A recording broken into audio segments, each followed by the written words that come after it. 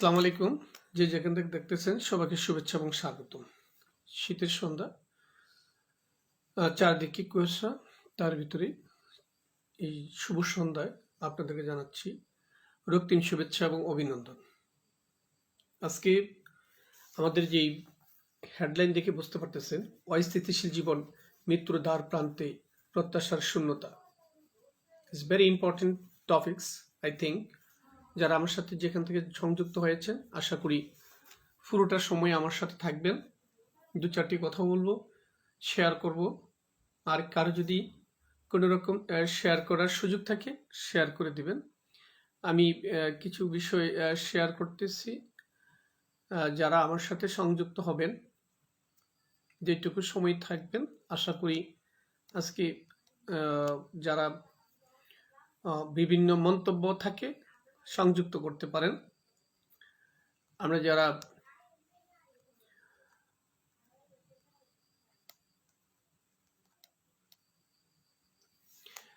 আমি কত ফ্রেন্ডকে ইনভাইট করেছি, যারা আমার সাথে সংযুক্ত হবেন এবং হওয়ার মন মানসিকতা আছে, সংযুক্ত হন। আমি আলোচনায় যাব। আমাদের আজকের প্রথম আলোচনায় আপনি বুঝতে পারতেছেন, অস্থিতিশীল জীবন, মৃত্যুর দ্বার প্রান্তে, প্রত্যাশার শূন্যতা। বিশ্ব তার ভারসাম্যতা হারিয়ে পৃথিবী যেন অস্থিতিশীল হয়ে গেছে। পৃথিবী তার এই অস্থিতিশীলতার ভিতরে জীবনযাপন করছি আমরা। বিশ্বের 750 বা 800 কোটি মানুষ প্রত্যেকেই অস্থিতিশীলতার ভিতরে আছে। অস্থিতিশীল জীবনযাপন মৃত্যুর দ্বার প্রান্তে পৌঁছে যায়, প্রত্যাশা তার শূন্য থেকে যায়। আমরা যদি বিশ্ব বৈশ্বিক যে চিন্তা চেতনা আজকে যদি আমরা ভাবেন, তাহলে আপনি বুঝতে পারবেন। যারা আমার সাথে সংযুক্ত হয়েছেন, নীরবে নিস্তব্ধে একটু যদি চিন্তা করেন, তাহলে আপনি বুঝতে পারবেন যে আপনার কোথা থেকে কি হচ্ছে। সেই বিষয়টা আপনারা কিন্তু অতি দ্রুতই শিখতে পারবেন, জানতে পারবেন। আমাদের এখন জীবনের অস্থিতিশীলতা চলে আসছে, সমাজে অস্থিতিশীলতা, মানবিকতার অস্থিতিশীলতা, সাম্যের অস্থিতিশীলতা, অর্থনৈতিক অস্থিতিশীলতা, আমাদের শিক্ষা মননশীলতার অস্থিতিশীলতা, রাজনৈতিক অস্থিতিশীলতা, আধিপত্যের অস্থিতিশীলতা। এই বিষয়গুলো নিয়ে আমরা যদি বিস্তারিত আলোচনা করি, তাহলে অনেক সময় লাগবে, কিন্তু আমি সংক্ষিপ্তভাবে কিন্তু দুই চারটি কথা বলবো। আপনারা যারা আমার সাথে যে ফ্রেন্ডরা সংযুক্ত আছেন, প্রত্যেকে আপনারা আশা করি আমার সাথে সংযুক্ত থাকবেন পুরোটা সময়। আপনি দেখেন, আমরা যারা উন্নয়নশীল দেশ আছি, আমরা যারা বিশ্বের সাথে ডিফেন্ডেবল কান্ট্রি হিসেবে আমরা আছি, আমরা ডিসকাস করি। ওয়ার্ল্ড আমাদেরকে হয়তোবা উন্নয়নশীল দেশ হিসেবে আমাদেরকে দেখে। আজকে এই উন্নয়নশীল দেশ শুধু আমরাই নয়, বিশ্বের অনেকগুলো দেশে আছে, অসংখ্য দেশ আছে যারা সাধারণত পুরো কয়েকটা রাষ্ট্রের উপরে ফুললি ডিপেন্ড। বাংলাদেশ এমন একটি ভূখণ্ডে আছে,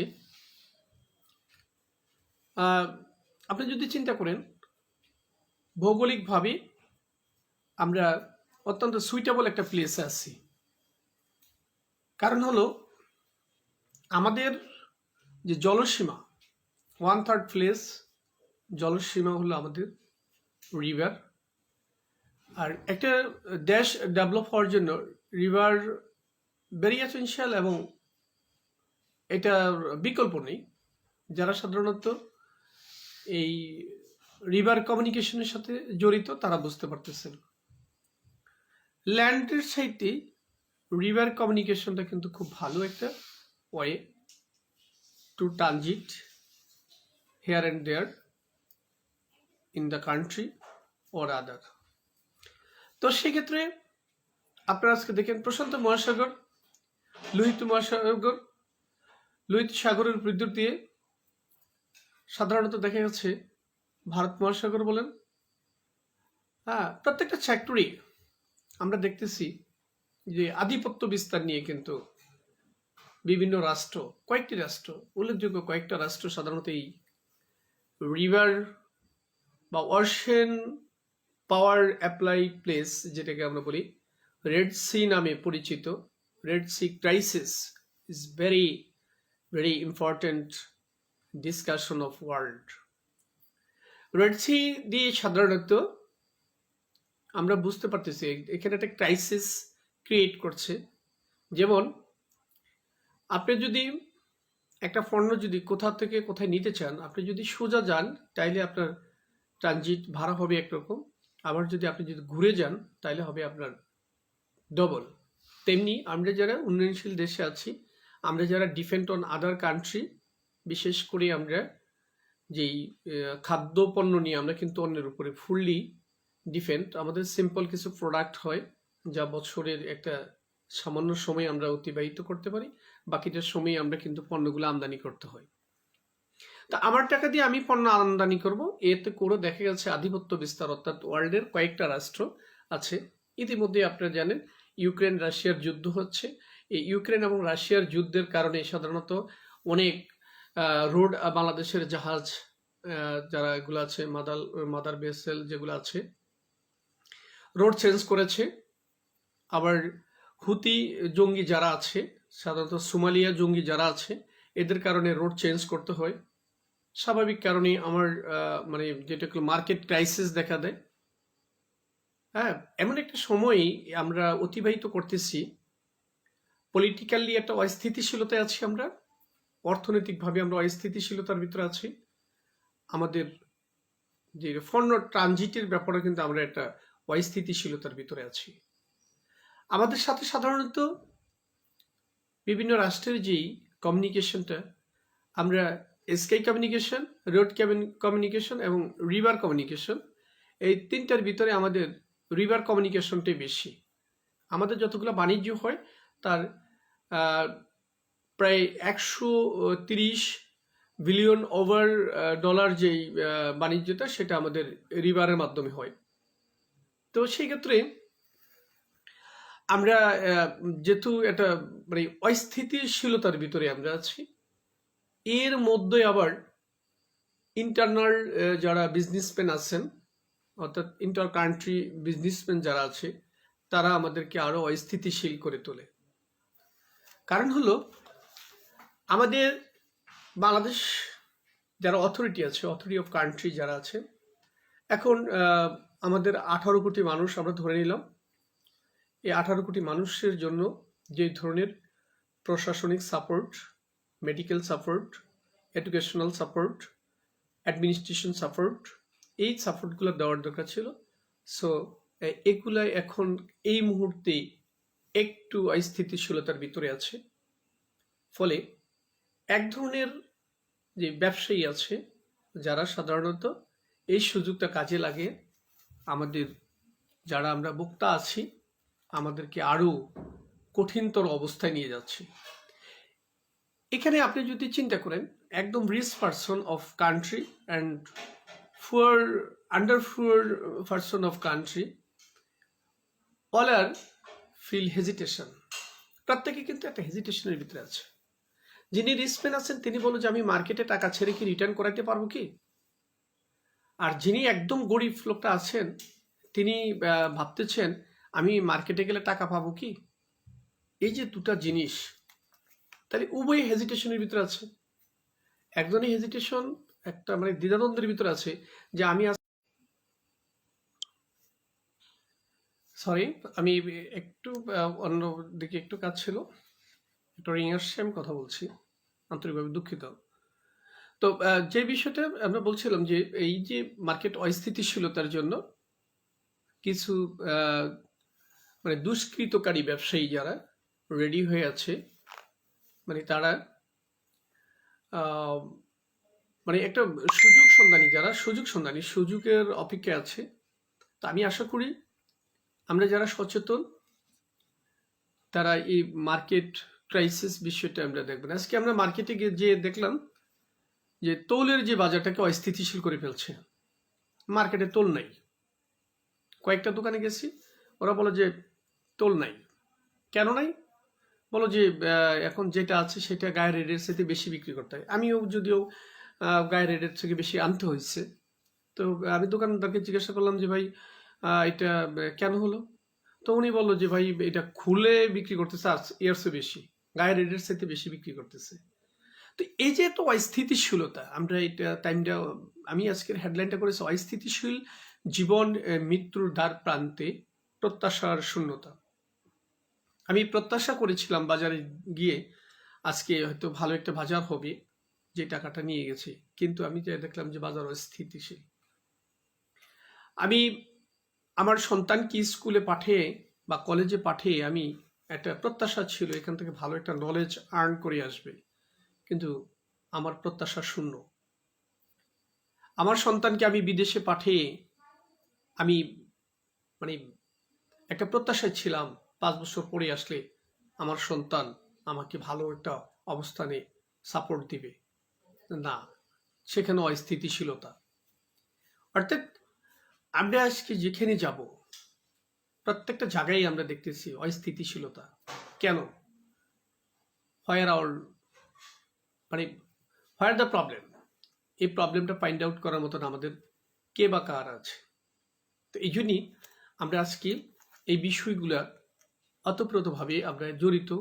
আজকে যারা এখানে আমার সাথে সংযুক্ত হয়েছেন সবাইকে ধন্যবাদ যে আমরা এই বিষয়গুলা আছে। আপনার যদি আরেকটা বিষয় আমি যদি করি, দেখেন আমি ইউরোপের একটা মানে সমীক্ষা দেখেছি যে তারা যখন প্রচুর ফলন হয়, মানে কৃষকের যখন প্রচুর ফলন হয়, তো ইউরোপের যে দেশগুলো আছে এই দেশগুলোতে সাধারণত ভুট্টা বা জব বা ডাল এই জাতীয় যেই মানে আমরা যে খাবারগুলো আছে এই খাবারগুলো সাধারণত প্রচুর যখন উৎপাদন হয়ে যায়, সরকার কি করেন, ওই দেশের সরকার সাধারণত এই পণ্যগুলোকে, অতিরিক্ত পণ্যগুলো ক্রয় করে নিয়ে যায়। এই অতিরিক্ত পণ্যগুলো ক্রয় করে তারা নদীতে ফেলে দেয়। তো পরবর্তী সময়ে আমি আরেকটা সমীক্ষা দেখলাম যে এটা কেন পালায় দেয়, এটা আমি খোঁজ করতে গিয়ে আমি দেখলাম যে এটা ফেলে দেওয়ার একটি কারণ হলো যে যখন বাজারে প্রচুর পণ্য চলে আসবে তখন সাধারণত পণ্য একটু সস্তার দিকে যাবে। তো কৃষকের যে উৎপাদিত ভ্যালু সেটা কৃষক পাবে না, আর যদি কৃষক যদি উৎপাদিত ভ্যালু না পায় তাহলে তারা নিরুৎসাহিত হয়ে যাবে, অর্থাৎ আগামী বছর তারা উৎপাদন করবে না। তো এই জন্য বাজার স্থিতিশীল রাখার জন্য সাধারণত সরকার ওই দেশের ওই পণ্যগুলোকে, অতিরিক্ত পণ্যগুলোকে ক্রয় করার পরে ওই পণ্যগুলোকে ফেলে দেয়, নদীতে বা সাগরে ফেলে দেয়। তাতে করে বাজার স্থিতিশীল থাকে। এই বাজার স্থিতিশীল রাখার জন্য তারা বিভিন্ন মানে ওয়ে অবলম্বন করে এবং বিভিন্ন পলিসি অ্যাপ্লাই করে। বাজার মনিটরিংটা তারা সেইভাবেই করে থাকে যাতে করে কৃষকের গায়েও যেন না লাগে, অর্থাৎ কৃষকের যাতে লস না হয় এবং অপর দিক থেকে যাতে দেশের কোনো ক্ষতি না হয়।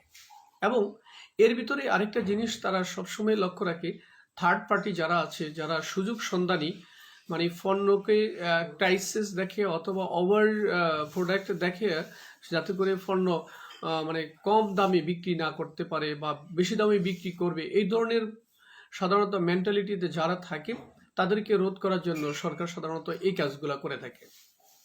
এই জন্যই আমরা যারা সাধারণত এই বিষয়গুলো আগ্রহ থেকে, যেমন আরেকটা বিষয় আছে যে ওয়ার্ল্ডের, আমরা যেহেতু উন্নয়নশীল দেশ, আমাদের অনেক পণ্য আমরা বাইরে থেকে, কাঁচা পণ্য আমরা বাইরে থেকে নিয়ে আসতে হয়ে থাকে, কিন্তু এই বাজারটাকে আধিপত্য বিস্তার করে সাধারণত কয়েকটা রাষ্ট্র। সাগরগুলাকে, যে বিশ্বের যে বড় বড় সাগর আছে, এই সাগরগুলো দিয়ে, মহাসাগরগুলো আছে, এগুলো দিয়ে সাধারণত যে ধরনের মাদার ভেসেলগুলো যায় এগুলাকে নিয়ন্ত্রণ করার জন্য কিছু রাষ্ট্র অলরেডি ওত পেতে থাকে এবং করেছো। ফলে আমাদের যে ট্রানজিট আছে এই ট্রানজিটগুলোকে রোধ করে দিছে। এই ট্রানজিট যখন রোধ করে দিছে, এই ট্রানজিট রোধ করে দেওয়ার পিছনেই সবচেয়ে বড় যেই কাজটা সেটা হলো যে তারা আধিপত্য বিস্তার করা। তো এখন দেখেন, একটা রোড যখন চেঞ্জ করবেন স্বাভাবিক কারণে ফোনের দাম বেড়ে যাবে, আর বাজারে যখন এই ফোন আইসা যদি আপনি যদি বাজারজাত করতে চান তখন দেখা যাচ্ছে বাজারের মানুষের যেই ইনকাম সোর্স এটার অস্থিতিশীলতা দেখা দিবে, অস্থিরতা চলে আসবে, মূল্যস্ফীতি চলে আসবে। আপনারা জানেন যখন একটা দেশের ডলার কন্ট্রোল হয়ে যায়, নিয়ন্ত্রিত হয়ে যায়, কারণ all over world depend on dollar, dollar ভ্যালুতে সাধারণত চলে। এই যে নেতৃত্ব, এই নেতৃত্বকে যদি আপনি যতক্ষণ পর্যন্ত কন্ট্রোল না করতে পারবেন, তাহলে এই যে ডলার ক্রাইসিস, কারণ যারা সাধারণত রিচ পার্সন আছে তারা এই ডলারগুলোকে সাধারণত বিভিন্নভাবে হস্তগত করে। সাধারণ মানুষ যারা আছে, যারা সাধারণত বিভিন্ন সময়ে, যেমন আমাদের বাংলাদেশ থেকে আমরা বাহিরে যখন যাব তখন আমরা সাধারণত এই ডলার আমরা পাই না, বিভিন্ন রাষ্ট্রে গেলে আমরা রিয়াল পাই না, ইউরো পাই না। কিন্তু এই ক্রাইসিসগুলোকে কন্ট্রোল করার জন্য আমাদের যে এগুলোকে কিভাবে রোধ করা যায়, এই সেলগুলো আমাদের মনের জন্য ইনঅ্যাক্টিভ হয়ে গেছে। এই জন্যই ওয়ার্ল্ড ওয়াইড আমরা যে বিষয়টা সবচেয়ে বেশি আমাদের ভুগতে হয় সেটি হইল অস্থিতিশীল জীবন, মৃত্যুর দ্বার প্রান্তে, প্রত্যাশার শূন্যতা। আমাদের আজকে আমরা সবাই আসুন স্থিতিশীল হয়ে যাই। স্থিতিশীল হওয়ার জন্য বেশি কিছু প্রয়োজন নেই, মানসিকতাই যথেষ্ট। আপনি যদি সাম্যতা রক্ষা করতে চান, আপনি যদি মানবিকতা রক্ষা করতে চান, আপনি যদি যেটা সমাজে যেটা স্থিতিশীলতা রাখতে চান, অর্থাৎ সব জায়গায় যখন আপনি স্থিতিশীল হয়ে যাবেন, অর্থাৎ আপনি যখনই পজিটিভ হয়ে যাবেন, যখন আপনার পজিটিভ অবস্থান যদি আপনার স্টাবলিশড হয়ে যায়, তাহলে আপনার এই অস্থিতিশীল জীবন আর থাকবে না। আসুন আমরা সবাই স্থিতিশীলতার দিকে আগাই, সবাই আমরা পজিটিভ লাইফের দিকে তাকাই, তখনই আমরা ভালো একটা বিশ্ব দেখব, ভালো একটা ভবিষ্যৎ দেখব, আমাদের জেনারেশনকে আমরা ভালো একটা ভবিষ্যৎ দেখাতে পারবো, আমাদের জীবনটা সুন্দর হবে। আজকে সবাই ভালো থাকেন, শুভরাত্রি, সবাই সবার জন্য দোয়া করবেন। আল্লাহ হাফেজ।